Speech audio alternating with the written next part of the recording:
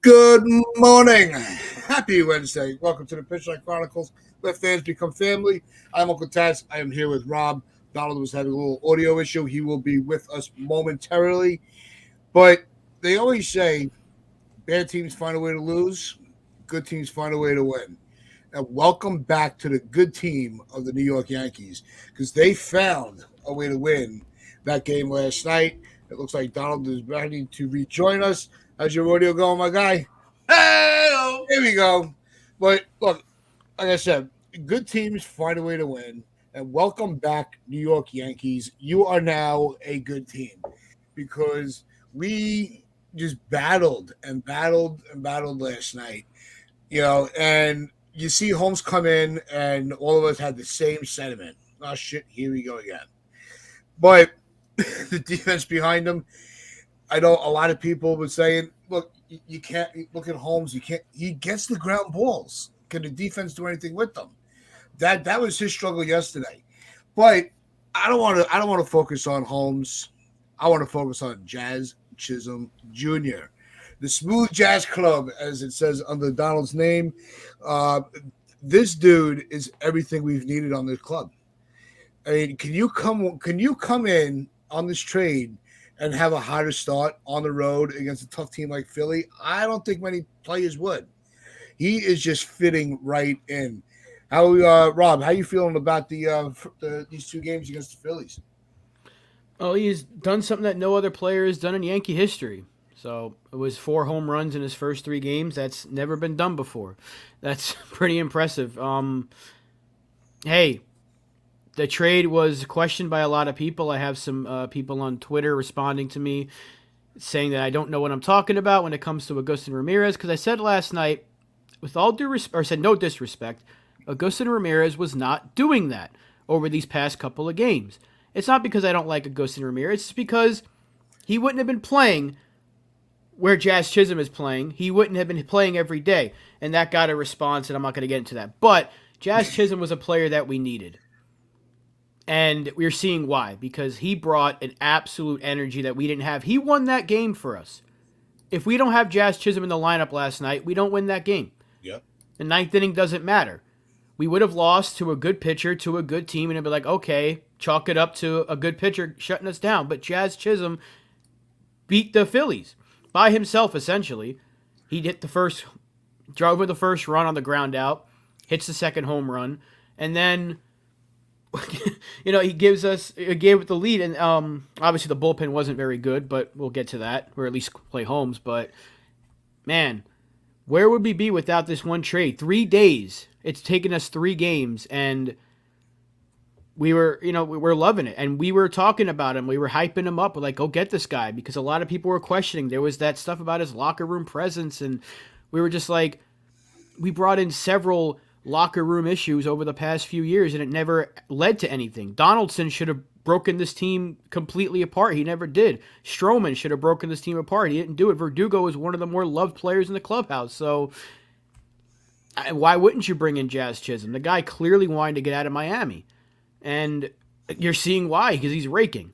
All of a sudden, he looks like I know it's 3 games, so it's not jump to any sort of conclusions, but he looks like a freaking all-star bat compared to a mediocre bat that he was with Miami. His numbers weren't fantastic in Miami, but they were solid, better than most of what we had in our lineup. But with us, he's been outstanding. So, hey, 3 games in, so far so good. Let's keep it rolling. Yeah, it's this is the definition of a change of scenery move. This is what we should have done with Gleyber Torres, and we're going to get into the deadline later on. It was just too exciting of a game yesterday not to lead off with it. But Donald, how are you feeling about the Jazz Chisholm experience so far? I've been championing Jazz for a while, and this is why, for you new subscribers, you gotta, and anyone new that's gonna sub up in the future, you gotta sub up to the Pinstripe Chronicles, because we've been talking about Jazz Chisholm for a while. I've been watching him for a couple of years. Rob and I are fans of his, and we wanted this guy. And so when we got this deal done, I was excited. I was hyped, and so was Rob. Rob messaged me. He was like, Jazz, Jazz is here. And I'm like, shit. Right? I was dead excited. But then it was tempered because I was looking at X and everyone was underwhelmed. And I'm thinking, what am I missing? This is a really good guy. This is an explosive player that hits home runs like for fun. And he's fast as hell. He steals bases. He's going to have a 30-30 season, I believe, as a Yankee with 30 stolen bases, 30 home runs. I believe that he's capable of doing that in the next year or two. So I thought, wow, why isn't more people excited about this? And it just seems that maybe some people have not actually been doing their homework on this guy. Yeah, I know his numbers aren't great, but then you look at the situation in Florida. This is a guy with a big personality, and no one's there. It's an empty stadium, right? And also, he's like the only player on the team for much of it. He was the only player on the team, so he wasn't guaranteed to get great pitches to hit as the only player on the team. Now, with the Yankees, he's a guy that's probably going to lead off at some point, but he's fine where he is, in the 4, 5, or 6 hole. He's going to drive in runs.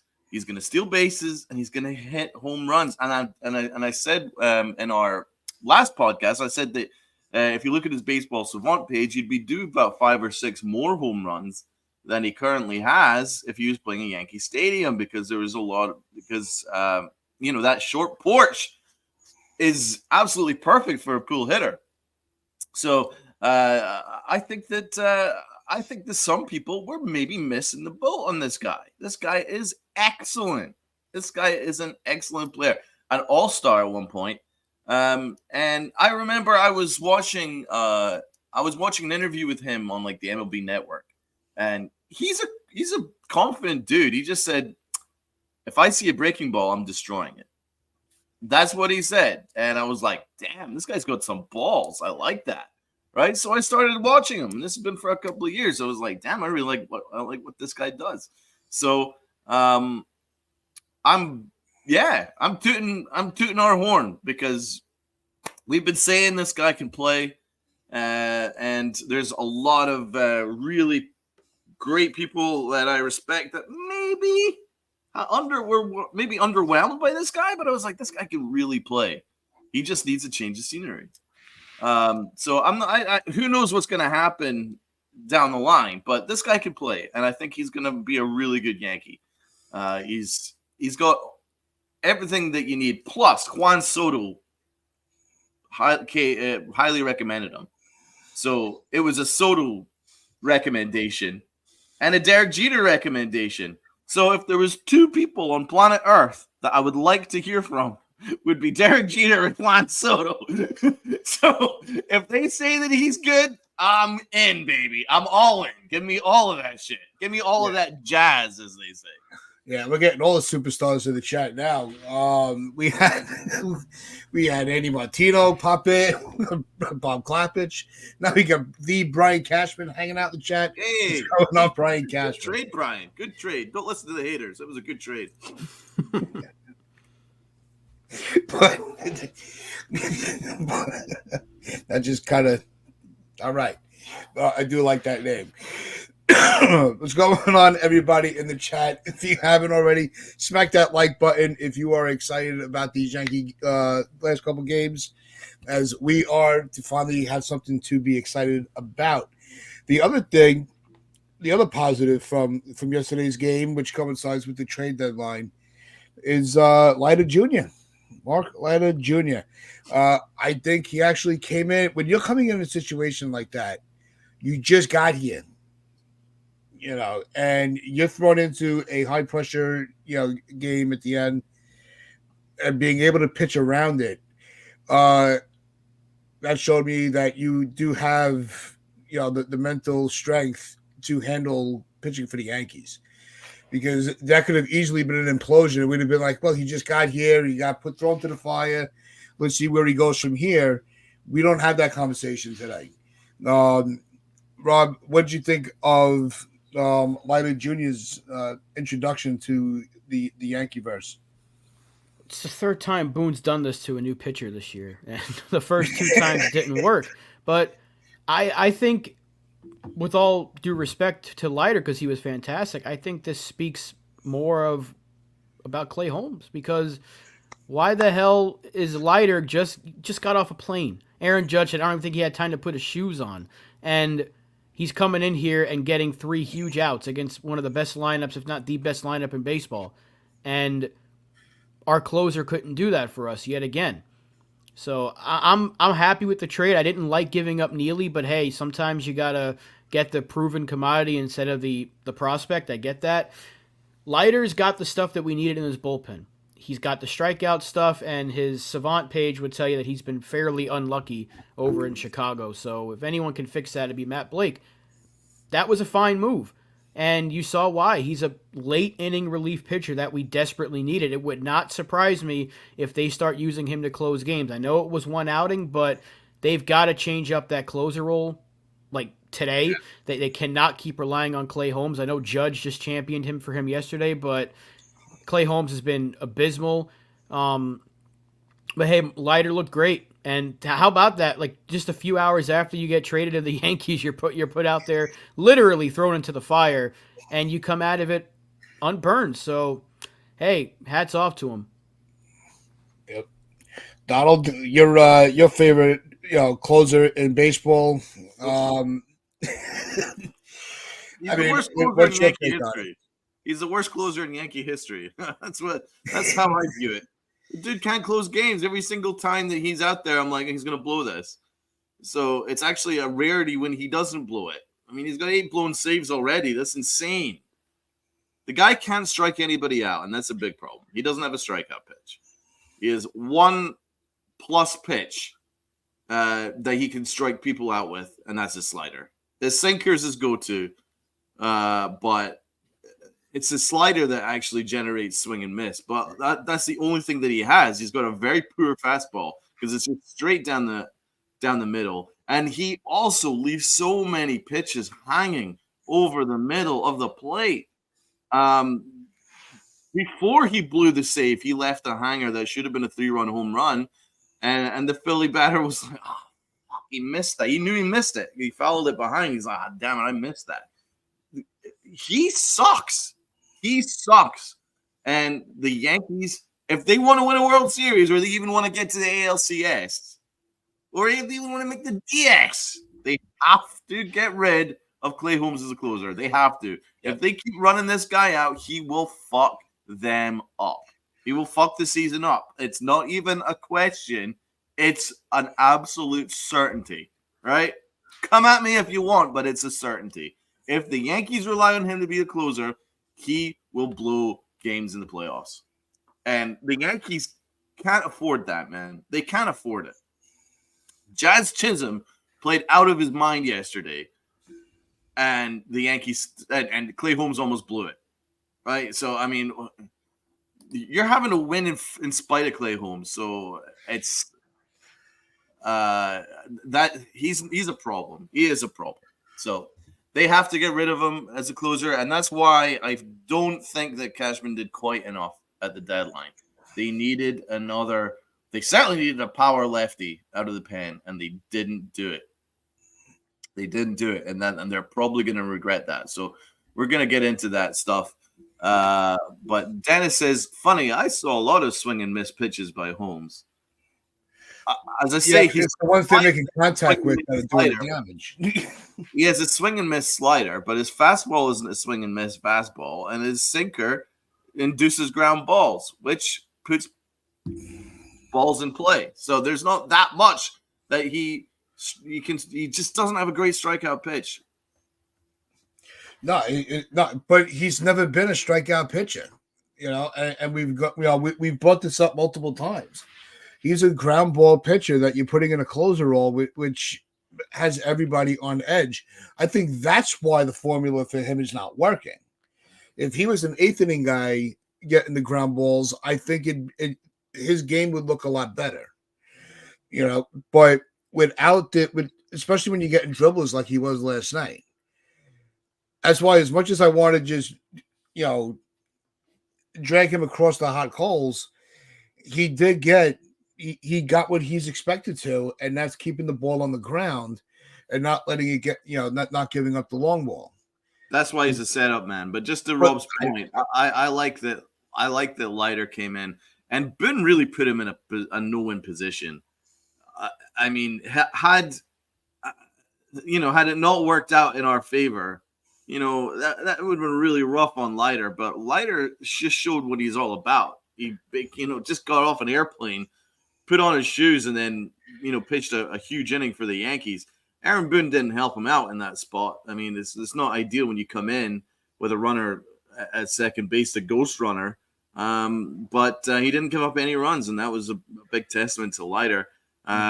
Maybe Leiter could be used in this ninth inning rule, but it'll show that the Yankees will have to admit that they were wrong.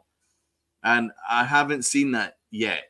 This current Yankee front office and manager hate to admit when they're wrong, right? And I think that I don't think there'll be any scenario where they'll drop Holmes from the closer role.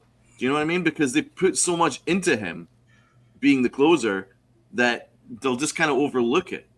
That's what I think. But I hope I'm wrong, because if the Yankees want to do anything, he has to be moved into the eighth inning role. He's an eighth inning guy. Any more than that, you're asking for trouble. Yep.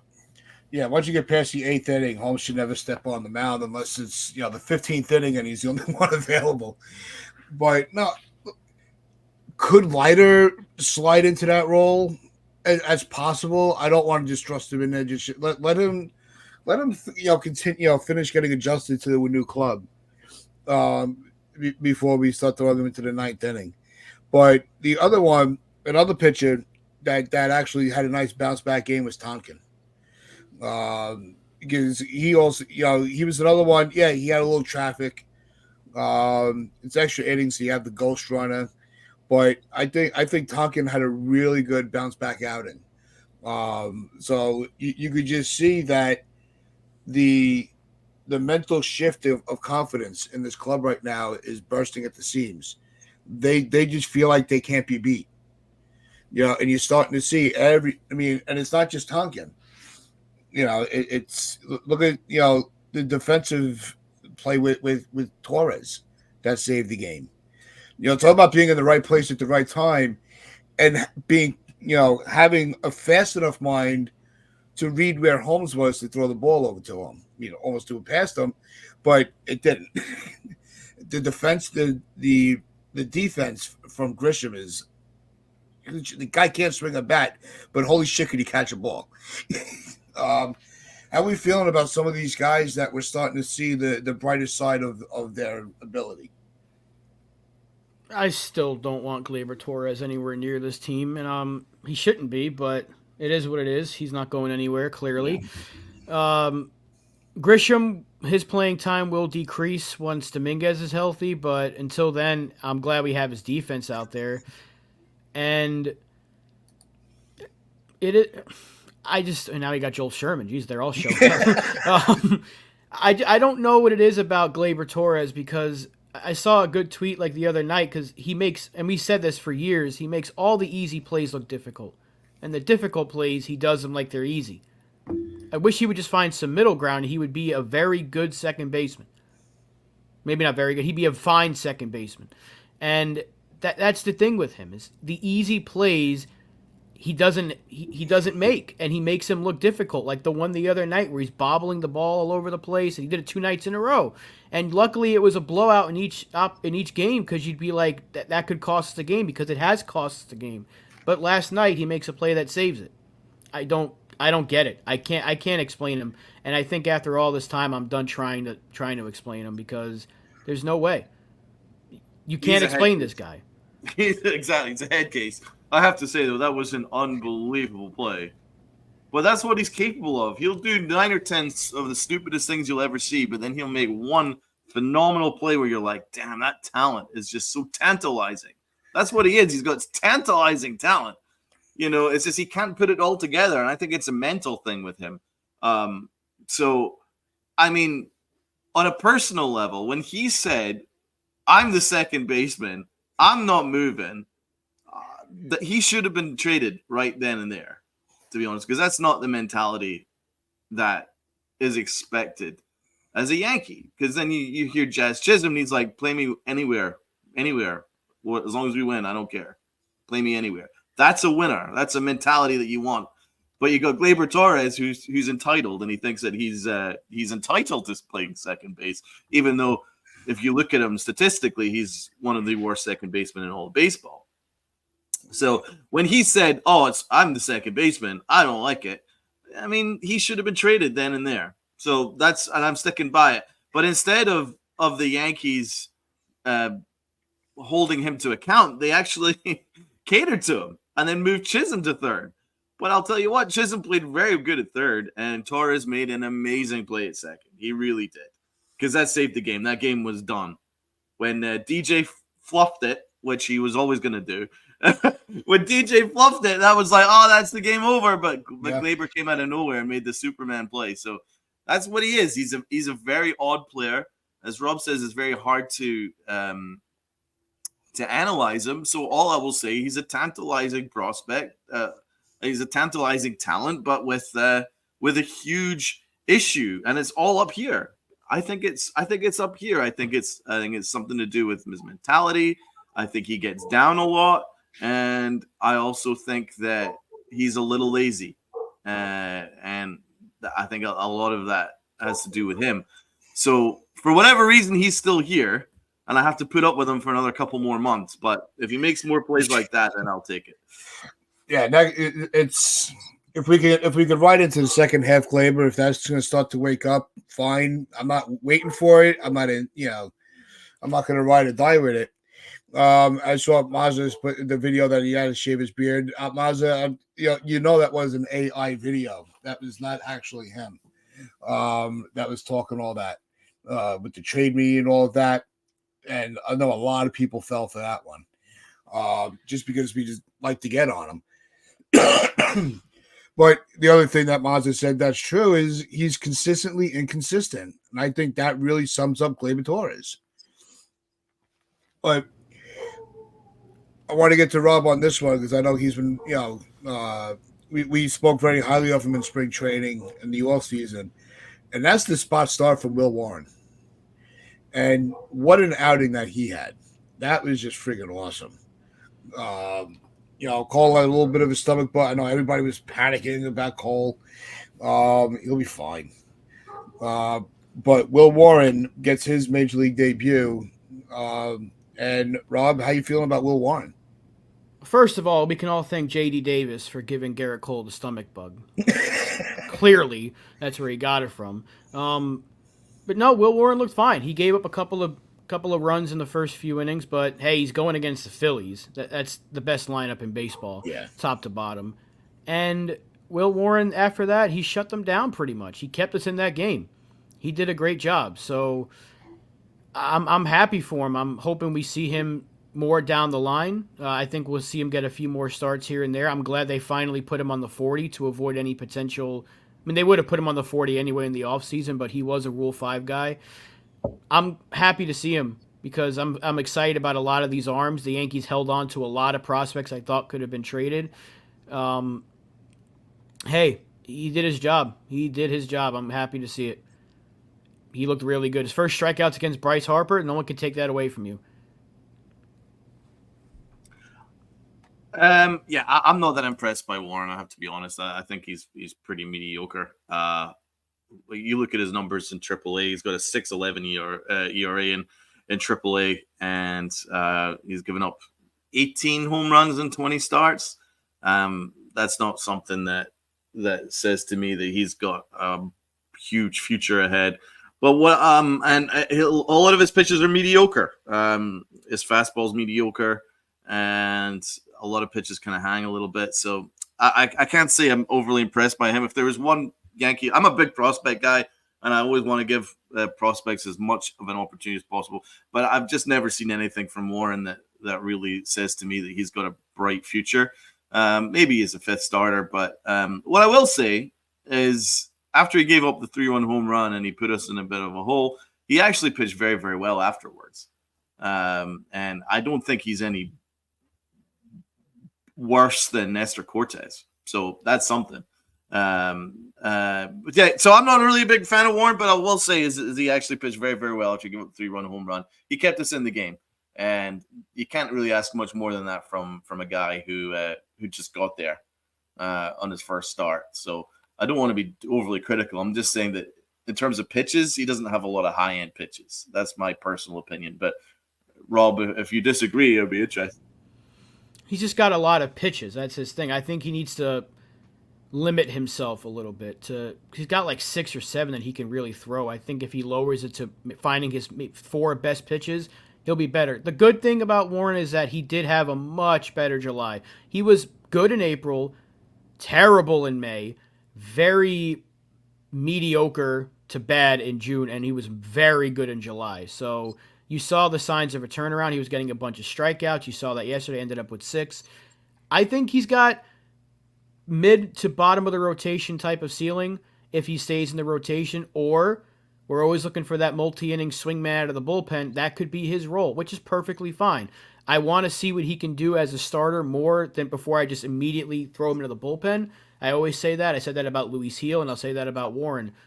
We have to see what we have at some point in some of these starters, or they have to think about moving them. We didn't move any of them this deadline, so hey, Will Warren, we're going to need pitching. And I'm hoping that he can just get better as he goes on. His first test against the Phillies, that's not easy. No, And of course not. one bad swing, everything else, I thought he looked just fine. So I want to give him some credit for that. I'm not saying he's going to be a frontline starter by any means, but I think he's got the potential to be a very solid 3 to 5 type of guy, which that can help you in a lot of ways because right now there's a ton of question marks surrounding this rotation. A ton of them. I think all 5 starters really are a question mark. Cole with his health and the fact that he hasn't really looked great. Heel, what's his limit? Rodon, what's he going to be on any given day? Stroman's hit that midseason wall. And Nestor Cortez is basically unusable. So you're hoping that Clark Schmidt comes back healthy. And I liked what I saw from Warren. One bad swing. Everything else looked pretty damn good. Yeah, and I forget who said in the chat, if you give up a home run, you're a Yankee pitcher. But no, I didn't think he looked bad at all. I actually thought he had a really good outing. And you have to take into account those first couple of innings. You do have your debut jitters. And you when you're able to get Bryce Harper as your first career strikeout. That's that like I said, that you can't take that away from the kid. He didn't know he was supposed to be pitching in AAA, and now he's pitching in Philly. There's a lot that goes on, but I also agree with Rob. He's got to limit his arsenal, just a little bit. Maybe stick with 4 pitches. You want to rotate which 4 you're going to use throughout a game. Just so you stay sharp on everything that you can throw, so one start, you have 1 for it, and then another for the next start. That's something that's possible when you have a guy with that many pitches that he could throw. And it also will it'll help with his scouting because you don't know you don't know how he's going to work you from game to game. So that's something that could be an advantage to Warren going forward. Where he fits in, I have no idea because, we did not have a lot of movement with the trade deadline. So yeah, we should definitely break down the trade deadline. I was going to say, so let's start talking about the trade deadline. Yeah, there was a lot of moving pieces. I just want to pick up on a point from one of our excellent new people in the chat. So we salute to you, Dennis. I can't agree that Glaber's constantly inconsistent. 12 errors at second in 100 games. He makes errors, but that doesn't mean he's consistently inconsistent. Well, I do appreciate you messaging. However, I have to disagree with that comment because he actually has 14 errors for one. And his fielding percentage of .964 is career worst other than him playing shortstop. So that's a pretty big indicator right there. And in terms of like the metrics, his defensive runs saved above average is -4. And his total zone fielding runs above average is -5 and -7. So it's all negatives. So there's absolutely nothing that indicates that he's actually having a good year at second base. He's having a terrible year at second base. So let's just clean that up right there. He's having a terrible year at second base. doesn't mean that he can't play. That's the thing. That's what's tantalizing about him, because he does have range and he makes some amazing plays, just like he did yesterday. So it's not about hating on the guy. It's just about telling the truth. He's not had a good year a second. In fact, it's his worst year of his career, apart from when he was playing shortstop and he couldn't do it. So that's just the truth. But yeah, let's get into the old trade deadline, because there's a lot of moving pieces. Yeah, it's when we already broke down the effects of with Chisholm and Leiter, but the one guy that a lot of fans were looking to get was Tanner Scott, and he ended up going to the Padres. What was it? Two of their top 5 prospects had to go in that trade. 2 or 3 of them. They gave up like 6 in their 2 bullpen moves alone. Like, it was nuts, the price for relief pitching. So I'm not surprised that Cashman balked at that. I'm really not. I just wish they would have gotten at least one more high-end arm, because I'm not too sure what De Los Santos is going to be for us. I really don't know what the point of that was. Yeah, I don't know if it was one of those. Everything else is falling apart before this price goes up. Let me just finalize that phone call. But no, the prices were ridiculous. I also think with Hancock, and this could be nothing, but the news with Garrett Cole, I wonder if that kind of sidelined a lot of the negotiations, because now that you don't know where it's going to go from there. I don't know if teams were like, well, you just lost Cole again. He's missing his start. You may need. And that's going to, up the price for Cashman, because we already know there's a Yankee tax. I don't think that. I think that's pretty obvious. But the price of these trades were ridiculous. I'm like, it just didn't. It was definitely a seller's market. It was not a buyer's market this year, and we knew that going into it. No, D-Rod, they don't reset. I think that because De Los Santos doesn't have any options left, but they haven't added him to the roster yet. So I think that's what they're waiting for after today. I don't think there was a Yankee tax, because look at what the Orioles had to give up for Trevor Rogers, who's not that good. Look what the Astros had to give up for Kikuchi, who's far worse than Nestor Cortez. So this Yankee tax stuff is absolute bullshit. There's no Yankee tax. The Yankees walked away from the Flaherty trade because they were questions about his medicals, which I'm glad they backed off, because it could have been the same mistake as 2 years ago with Frankie Montas. They actually had a plan. They were going to trade for Flaherty, then trade Nestor for an infielder, maybe Edman, maybe somebody else, and then that could have potentially meant Glaber was gone. But since they backed out of the Flaherty trade, they didn't want to make that same mistake of trading Nestor. Remember when they traded Montgomery for Bader, knowing Bader was hurt, but they thought they were getting another pitcher. They already got Montas, but they thought they were going to get Pablo Lopez, and that fell apart at the last minute. So they didn't want to go through that. This Yankee tax stuff was completely debunked this deadline, because the prices for these players was unbelievable. We actually got a pretty good deal for Leiter and for Chisholm. I thought we actually got away with some pretty low value deals. I'm not talking about that website, but I thought we would have had to give up more for Chisholm. I thought we would have had to give up more for Leiter, considering what some of these other relief pitchers were going for. The prices were nuts. That's why I wanted to trade Nestor, because I thought we could have got a lot for him. Even if we didn't get a starter, I was like, if Kikuchi's getting you 3 top prospects, we can get something similar for Nestor Cortez. And then when that Rogers trade went down, I'm like, you've got to trade Nestor, just for the hell of it, just to get some pieces back, because he shouldn't be here next year. Man, I'm not too surprised about the fact that we didn't make the trade, especially hearing about Flaherty's medicals. So you're okay with backing out of the Flaherty deal? Yeah. I didn't want a repeat of Montas. I know, but isn't he just a rental? Yeah, but what if he got hurt again? We would all be killing Cashman for getting another injured starting pitcher. But that's the thing. It's like you have to weigh the risk and reward, okay?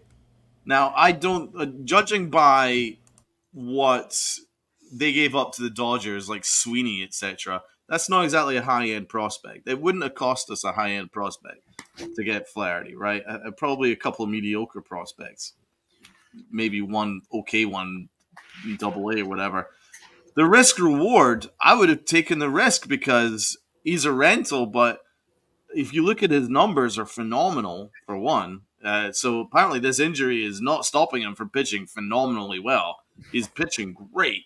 And I'm just looking at the risk and reward. The risk is, okay, we lose maybe a couple mediocre prospects that might be good in 3 or 4 years.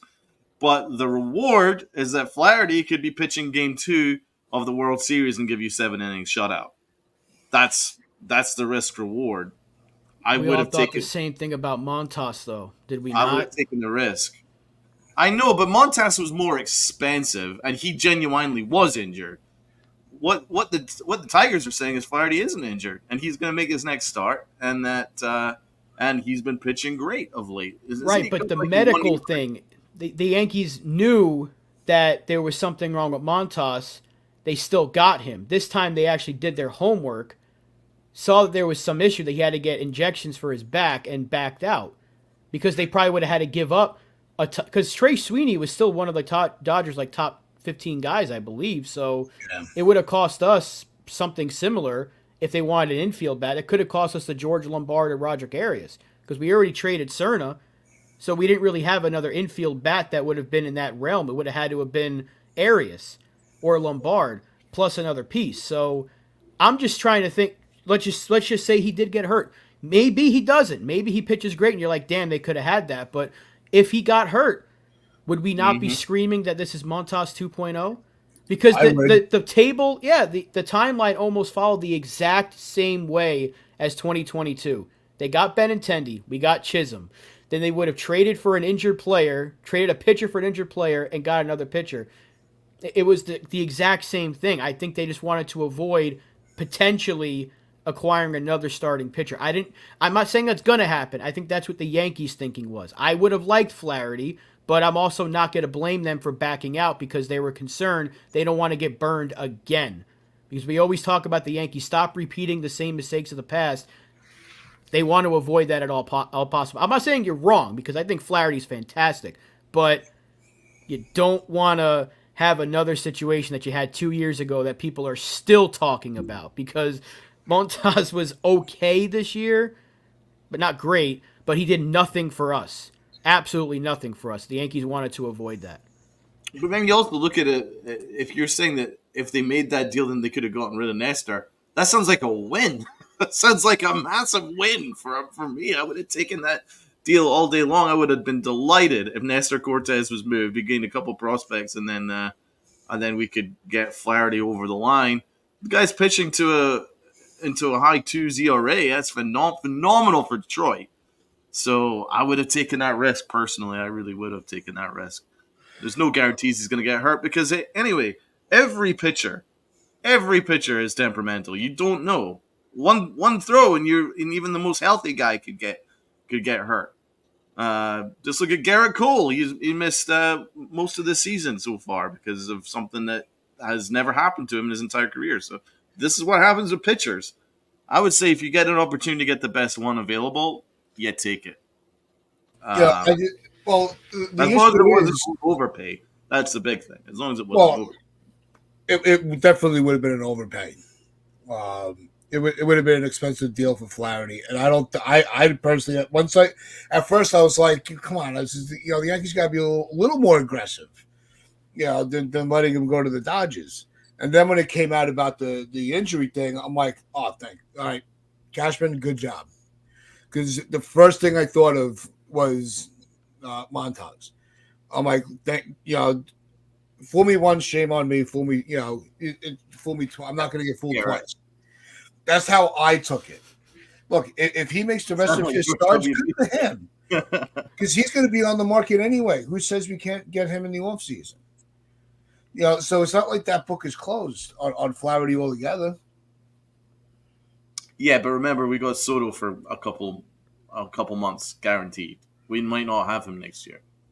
So that whole there's always next year thing is not really relevant.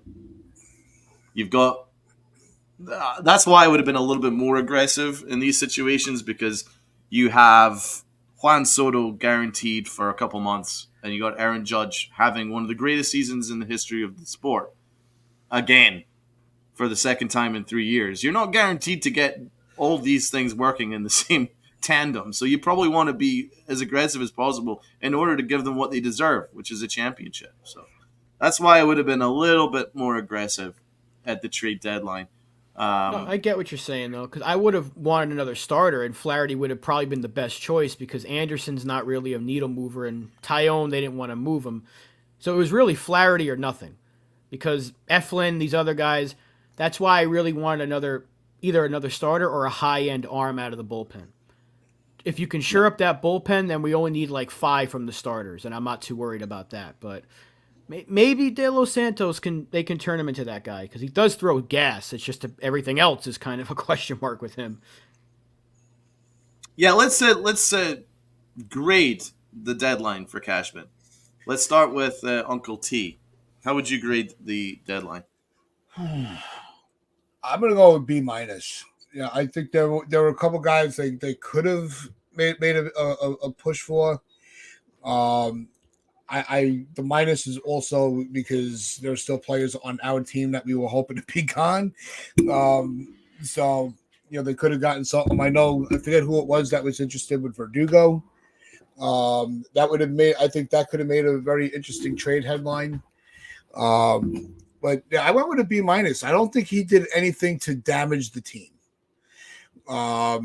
More than making moves that more improved it. I think the team is better today than it was yesterday. I gotta go in a few minutes, so I'll give my answer now. I'm gonna say B plus. Had the Chisholm trade happened yesterday, we'd be looking at this deadline a lot differently.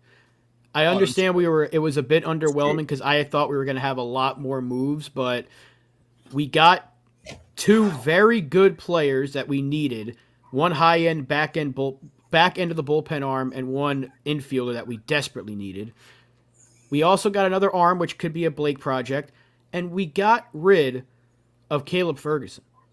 Finally. Now, I think we need another lefty in this bullpen. Maybe they pick up Cole Irvin, who was DFA'd by the Orioles, and try to figure out something with him. But we got rid of Ferguson. The moves that we did make ended up getting rid of J.D. Davis and Jahmai Jones. The team is better. Couldn't have gotten better? Yes. But is the team better today than it was, like you said, Tats, 2 days ago or yesterday? And he's gone? Absolutely. So I think that it could have been better, but it certainly wasn't the worst deadline I've seen. It was underwhelming because I was expecting moves yesterday, like aside from just 2, but yeah, we got Brett Phillips as well. He's going to come in as a pitcher. The guy's throwing 98 apparently as a former position player. That was a very weird move out of nowhere, but I'm excited about Leiter, and very obviously I love what we've seen from Jazz so far. He's looked really good at third base too. I know it's 2 games, but he's looked like a natural over there, which is interesting. And we'll see what De Los Santos can be, because we needed strikeout guys, and we did add 2 strikeout guys. So we'll see if Blake can turn him into a serviceable arm. I know the Padres hated him, but hey, we'll see what Blake can do, because he's turned Tonkin, Cousins, and Tim Hill into solid arms, which I didn't think was possible. But Jake Cousins has been really good for us. Scary good. So, yeah, I tend to agree. I'm going to agree with NFE here. I'm going to give it a B purely because of Jazz Chisholm. And I think Leiters is going to be a better pitcher than some of us are even thinking. I think he's got the tools. He's a strikeout pitcher, and I think that with Matt Blake, I think he should get even better out of him. I think he might be a decent pickup. So I'm gonna give it a B, also because we got rid of Caleb Ferguson. Caleb Ferguson's a bum, so I'm glad that he's gone, even if it's for someone who's learning how to pitch on the fly and for international money. But still, it means that Caleb Ferguson's gone, and that's a win. Part of me would tend to maybe go on the low end of a B, maybe B minus, but I'm going to stick with a B because I think Jazz Chisholm is that good that if you get someone that's controllable through, I believe, like 2028, 2027, 2028, he's controllable for a number of years. So cheap. Like he's going to cost us nothing, and he's someone that's gonna give us power and steals and play really good infield defense from the looks of things. That it doesn't really that overrides a lot of the things that I question. Now I do question what the hell happened with Fairbanks because Fairbanks looked like a done deal, and then that just dissipated into thin air. I don't know what happened there. I'm not overly worried about not adding another infielder. I thought at the time, you know what, Jazz Chisholm's enough. I think I'm pretty good with that because we got Dominguez due to come back, and we got Stanton, and already our lineup looks so much better that we can put Volpe where he needs to be, which is in the 9 spot. So already you look at that, and there's so much more depth in the lineup. You got Ben Rice who's just cooking. So there was a lot of things that I liked about the lineup. It just needed one more good bat. We got that. So I wasn't worried about that. I was more worried about a lefty reliever. We didn't get that lefty reliever. And that might be something that might come back and haunt us because I'm not really sure what we're going to do lefty reliever. Rob, what are we going to do there? I don't know. Maybe they call up the dude whose name I can't pronounce, Josh something, I still think they're going to take a look at Cole Irvin, who was DFA'd. Because if there's anything that we've learned from the Yankees this year is that they have a good job. They do a good job turning some of these let go arms into something special. And we also have like 3 guys coming back from injury: Nick Birdie, Ian Hamilton. They're all righties, and Scott Efros. Maybe they use one of those as a guy that can get lefties out. Yeah, that's the guy, and I don't know how to say his name. I really know how to. I'm not going to try. Just Josh M to me, but Majewoski, I think it's pronounced. I don't know. You know how to say his name of all people? Jesus. Yep. Oh my God. What's this? That's actually got it right. Oh my God. Anyway, I have to. One-time deal. Yeah, I do have to run, so I just want to say thank you to everybody that's in the chat for hanging with us this morning, and let's hope the Yankees can pull out a sweep this afternoon in Philly. But I will see you all Friday for the show when we break it down and give our awards out. But everybody have a good day. Make sure you subscribe, hit that like button. Let's go Yanks. Salute to my brother Rob, brother from another mother. He's been on top of things with the deadline, so salute to him. You know what? I also agree that I'm not going to give up my top prospects for a reliever because, you know, it's proven that you can get good value at reliever. Just look at our bullpen as it stands. A lot of guys that are just coming from the scrap heap that are pitching much better than any of us anticipated. So, I mean, I'm okay with not giving up major prospects for a reliever. So I'm not sure about the De Los Santos thing. That's throwing me a little bit. It seemed like a panic move at the time, but I really like Leiter. I think Leiter's a good pick. No, I think Leiter's going to be a solid addition. Like I said, you couldn't have had, almost like with Chisholm, Holmes with this, Warren with the spot start yesterday, Leiter being thrown into the Wolves' den, and coming out on top. I mean, those are, their debuts are looking pretty solid right now. The one thing I want to touch on before we call it a day is the ability or the possibility of the sweep today, but we do have Nestor on the mound. But my question with this is with everybody in the chat as well, because it came up in the chat. Does the fact that he survived the trade deadline give him a little motivation to pitch better?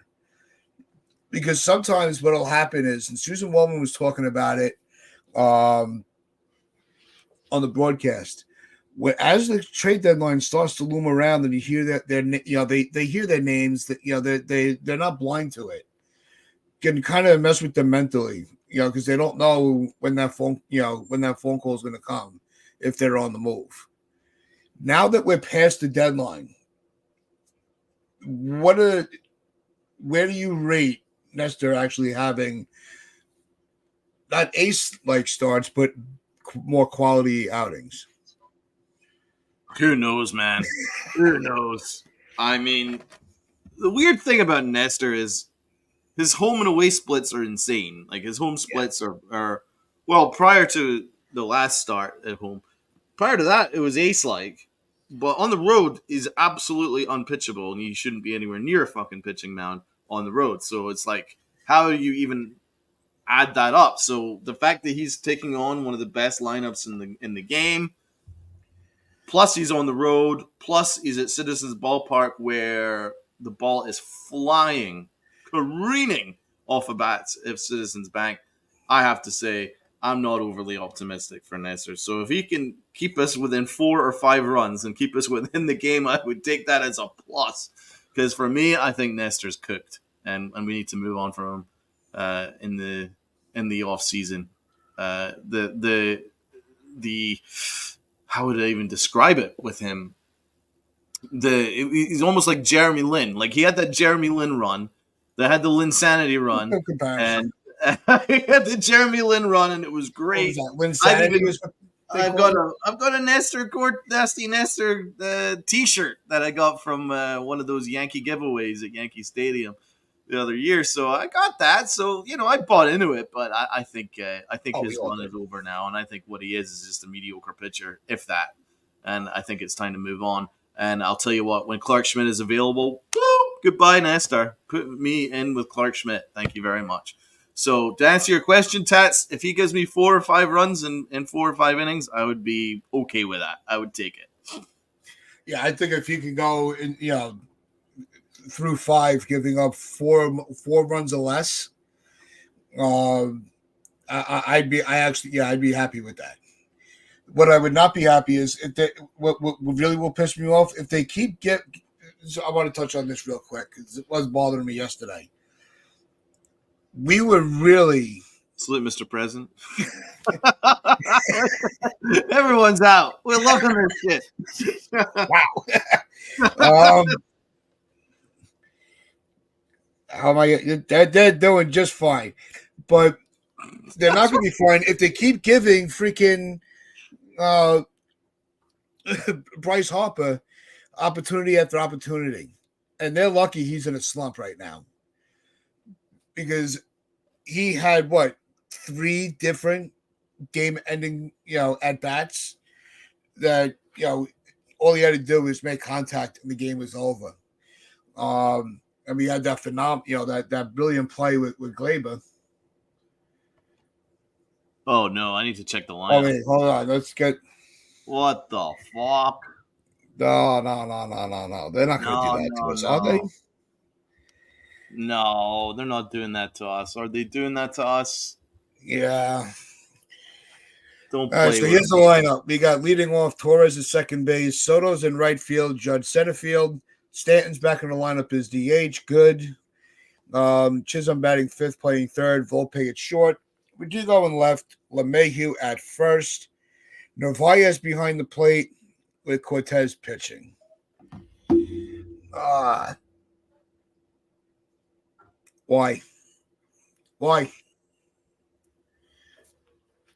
I know you. I said this the other day. I know you cannot pitch. I know you can't play well as a catcher every game.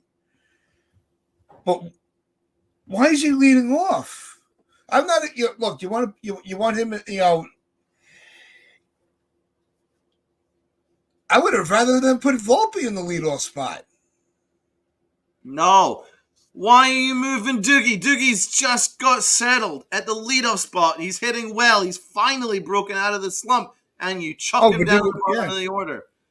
They're catering to Gleyber Torres, and I'm sick of it. They need to stop catering to this guy, and they need to stop doing these crazy lineups. It's insane. You even heard Joe Girardi say in the booth the other day, he's like, the most important thing is to have consistent lineups and not just pull them names out of a hat. You need to have consistent lineups in order to get consistent results and get consistent production. But Aaron Boone does the precise opposite, and that's why we get inconsistent results and inconsistent production. You've just got Doogie turned around, and you mess with him. For what reason? Gleyber Torres is doing fine in the middle of the order. Oh, my God. I mean, I don't mind Narvaez. He has to play at some point, so, I mean, I don't mind about that, but just the stupid up and down lineups is just so frustrating, man. It really makes no sense at all. As Gregory Wayne says here, yes, consistent lineups. What do you think has been, I mean, we just, every time we try to give Bourne a little bit of fucking credit, he does this shit.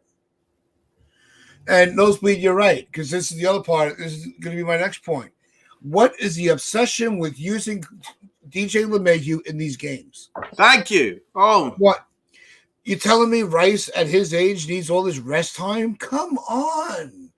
I understand Wells. You don't want to play your catcher every day. I get it. I understand that one. But not with Ben Rice. Leave him at first base. The dude is fine. He's just fine. We might not have even, we might not have had, the luck of Torres being in the right spot with that booted ball yesterday. yeah. Rice made that play. What is Rice doing innings 1 through 8 that tell you, it's a ninth inning. I got to get better defense.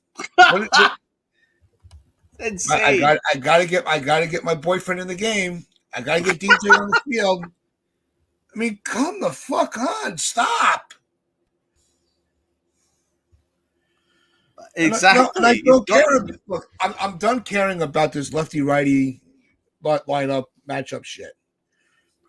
If you're playing well, you play every day. That's it. I'm tired of seeing this shit. I mean, good Lord. You see what Ben Rice is doing? In his last 7 games, he has a .526 slug.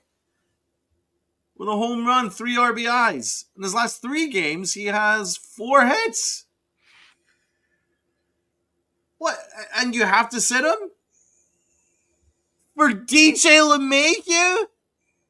DJ cooked? DJ is cooked. He's completely cooked. I don't know what their obsession is with DJ LeMahieu. He is cooked. It's over for him. I wish it wasn't. I'm actually wearing a DJ jersey right now. I don't hate the guy. He's just cooked. He's 35 plus and he's cooked. He can't hit and he can't field. No, and D-Rod, it's not that I don't want him to play better. I don't want him to play. Yes. It's time to move on. DJ LeCooked. He's DJ LeCooked. He cannot play. And to Tats's point, what the fuck are they doing? Why are they forcing him in all the time? It almost cost us the game yesterday. Yeah. I mean, finally get a lead thanks to Jazz Chisholm, and Aaron Boone can't wait. He's, oh my God, I got to get DJ in. For what reason? Ben Rice is squaring up to the ball beautifully. He's looking great. Right? Throws in DJ LeMahieu, almost blows it at first, and he did blow it when his spot came up in the lineup with a pop-up. That almost cost us the game. Yeah, he finally gets the ball in the air, and that's what we get. A pop-up. Yeah, a pop-up. So, what are they doing? And they've been doing this for games now. And I've been watching the Phillies announcers feed because, to be honest, Michael Kay annoys me. And they all express surprise. Ben Rice has been taken out for whatever reason. They don't understand it either. I don't fucking understand it. So it's not just us. I don't get it. He's cooked. He's completely cooked. And I'm losing my mind with this. And they have to get their boy in. So now DJ's playing first today. For whatever reason. What is DJ LeMahieu doing which would indicate that he can still play baseball? What is it that he's done late which would indicate that he is still a productive baseball player? Nothing. He's batting 173. He hasn't had a hit. And, oh my God. He hasn't had a hit since the 24th of July. So, what are we doing? Yeah. I don't get it. The other thing I don't understand is I just had to double check just to make sure before I started spitting, these things out. There's an off day tomorrow. Why can't you let Wells and Rice rest tomorrow? Right. You have tomorrow off, and then you also have next Monday is another off day. I could see I would be less frustrated if we were on like a 20-game stretch without a day off. That you're just, you're kind of in the middle of it, and you want to, get a couple guys off their feet for the second half of a long stretch of games. But you have 2 off days in the next 7 days. Oh my God. What do you need to rest these kids for? Why? What's going on, TC? But can anybody make sense of that? Because I can't. I've been watching baseball a long time. That is one thing that never made sense. Why are you resting your starters the day before an off day? It makes zero sense. And Ben Rice is just starting to come around. He's been squaring up to the ball of late. He had a minor slump. Now he's come out of it, and he's hitting the ball really well. And he has to be taken out constantly for DJ LeMahieu.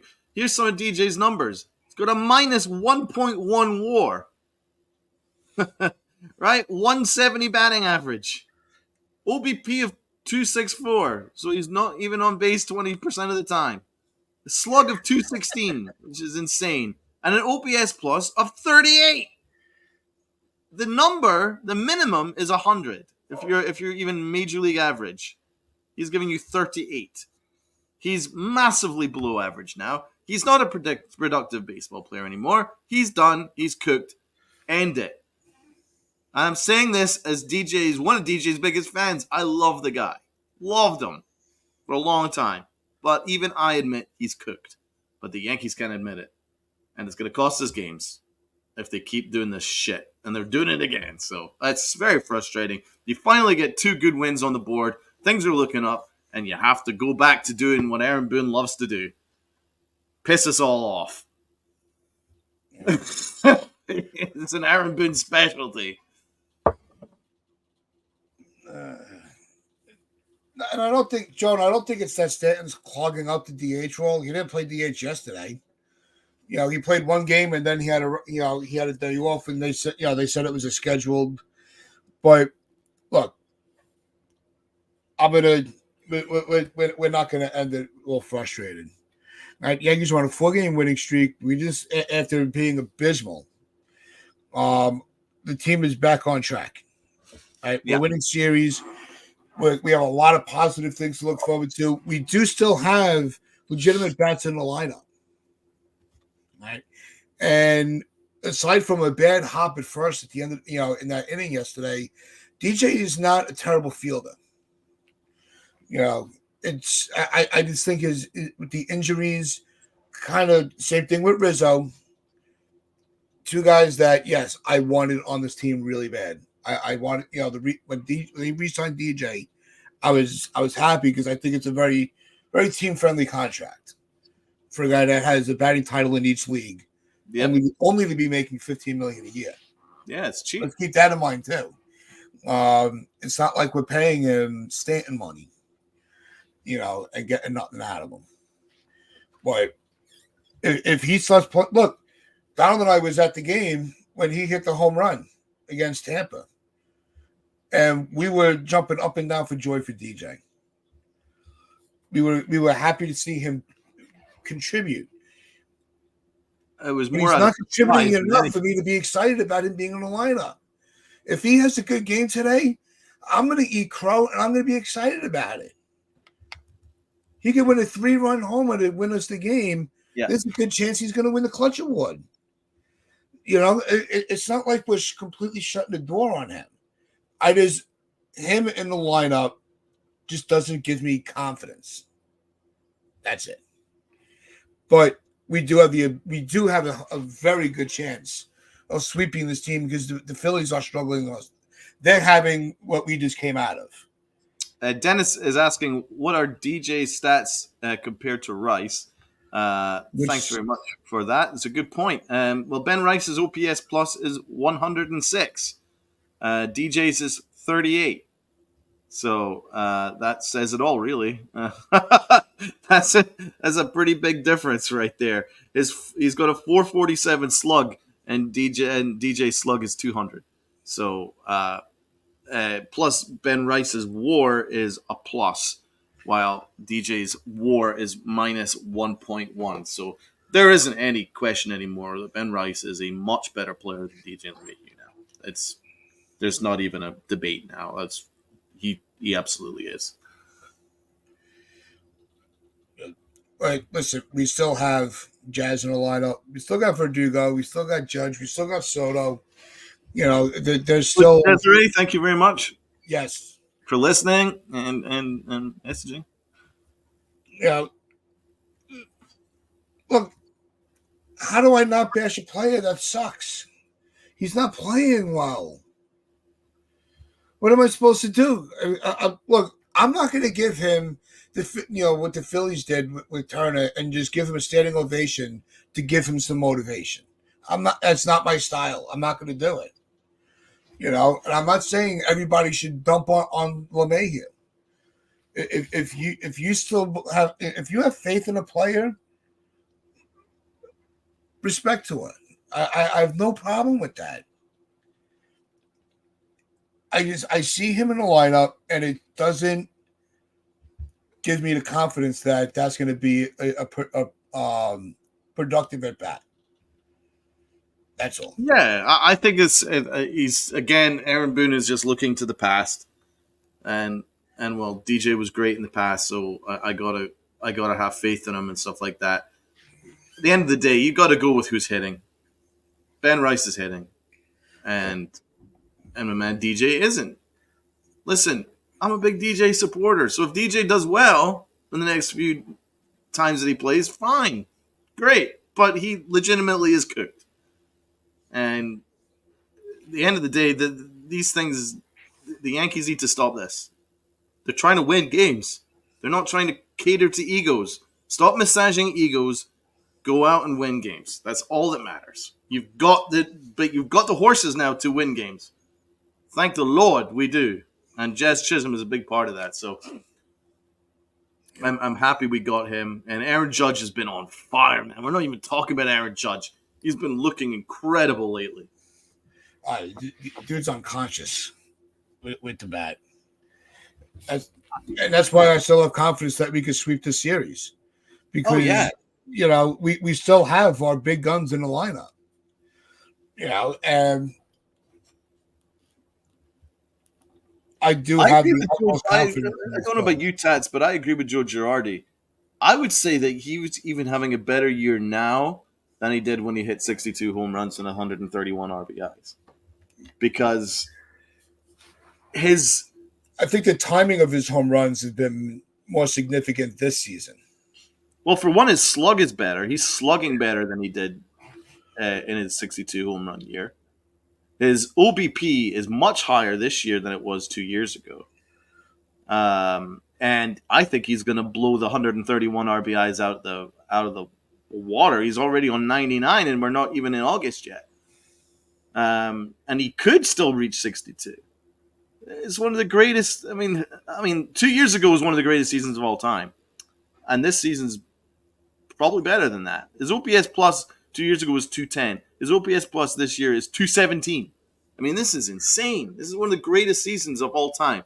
So I think I almost say that he's so good that you almost take it for granted. That it's like, oh, another 4-hit game for Aaron Judge, another million hit for Aaron Judge. Oh, well, it's just Judge being Judge.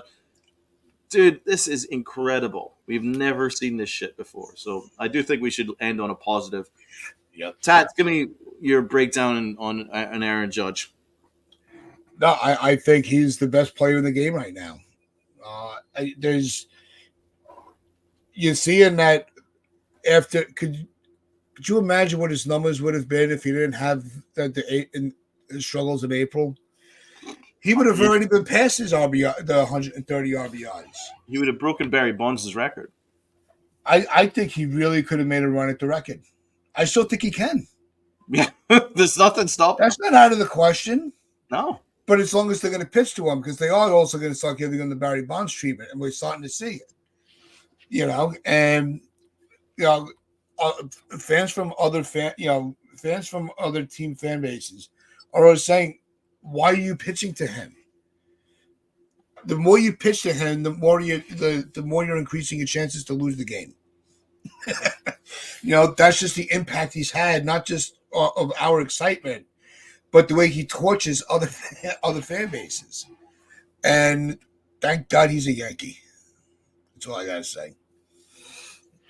He has 138 home runs in basically 2 years. Because last year you only played for half a year, and he still only played slightly more than half a year this year. So, man's insane, bro. Because he's on 39, right, in 107 games. Last year he had 37 in 106 games. The year before that, 62 and 157. So, I mean, just over 2 years, he's of full competitive baseball. He's got over 100 home runs. I mean, he's inhuman. He's the best player in baseball. Yep. I don't want to hear about Ohtani or any of that shit. He's the best player in baseball. That's it. Yep. Case closed. On that note, if you haven't already, we want to thank everybody for hanging out with us this morning. Everybody that's watching, anybody that's watching this afterwards, we appreciate you watching the playback. Just remember, you can always hit that sub button, join the chat, and join us on our streams on the daily. We will be back Friday, 10 a.m. We will break down the Philly series all together. Donald's infamous awards, as they are now called. Infamous awards. So hit that like button, hit that sub button, share this out with your friends, your family, the stranger on the corner. And as we always say, wear those pinstripes of pride and play on. And let's join the Smooth Jazz Club.